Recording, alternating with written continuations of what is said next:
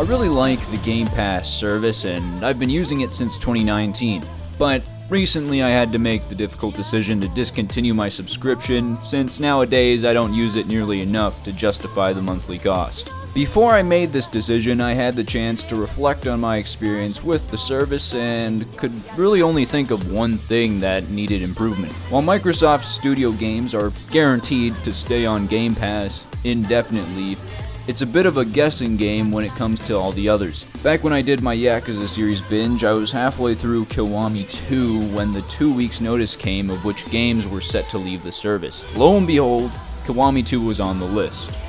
Prior to this, I was planning to do a bunch of extra content and explore the game to its fullest, but fuck all of that because I have to finish this game immediately now. The worst part was I couldn't even enjoy the rest of the game because in the back of my head I'm thinking, what if I get to the final boss on the last day the game is available? During the last hour it's on Game Pass and I can't beat the boss. That's gonna be a real cucking right there. Looking back, it was a pretty irrational fear, especially since I destroyed the boss in one try because, well, I'm just that gamer, what can I say? Still, ever since then, whenever I start a new game from Game Pass, I subconsciously fear that it'll be taken from me at a moment's notice, just when I'm getting to the good part. Now, of course, prior to making this video, I did extensive research to figure out if there was any way to know how long a game would be available on Game Pass, and after looking at 2 posts on r/Game Pass, I can safely say, too long, didn't read. Look, your guess is as good as mine.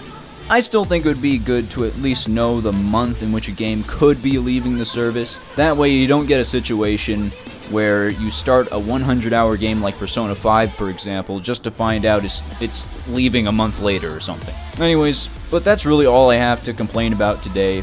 Again, I just want to say it's a good service overall.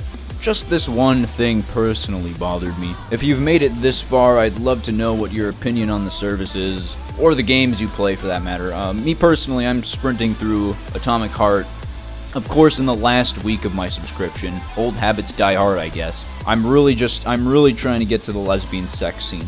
I wanna see the lesbian sex scene. I wanna! Yeah, but other than that, thanks for watching and have a good night.